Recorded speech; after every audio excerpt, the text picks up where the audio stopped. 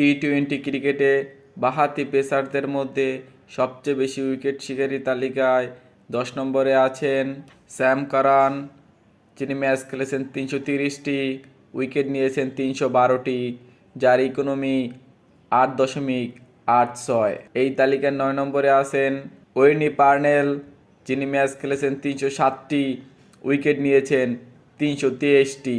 এই তালিকার 8 নম্বর টাইমাল মিলস, যিনি ম্যাচ খেলেছেন 264টি, উইকেট শিকার করেছেন 325টি, যার ইকোনমি 8.36। এই তালিকায় 7 নম্বরে আছে ট্রেন্ট বোল্ট, যিনি ম্যাচ খেলেছেন 293টি, উইকেট নিয়েছেন 337টি, যার ইকোনমি 8.14। এই তালিকায় 6 নম্বরে আছেন শাহিন শাহ আফ্রিদি, যিনি ম্যাচ খেলেছেন 253টি, উইকেট নিয়েছেন 352টি, যার ইকোনমি 7.96। এই তালিকার 5 নম্বরে আছে ডেভিড উইলি, যিনি ম্যাচ খেলেছেন 371টি, উইকেটও নিয়েছেন 371টি, যার ইকোনমি 7.94।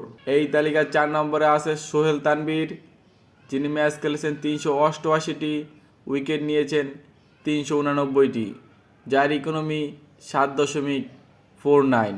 এই তালিকার 3 নম্বরে আছেন ওহাব রিয়াজ, যিনি ম্যাচ খেলেছেন 384টি, উইকেট নিয়েছেন 413টি, যার ইকোনমি 7.34। এই তালিকার 2 নম্বরে আছেন মোহাম্মদ আমির, যিনি ম্যাচ খেলেছেন 356টি, উইকেট নিয়েছেন 415টি, যার ইকোনমি 7.34।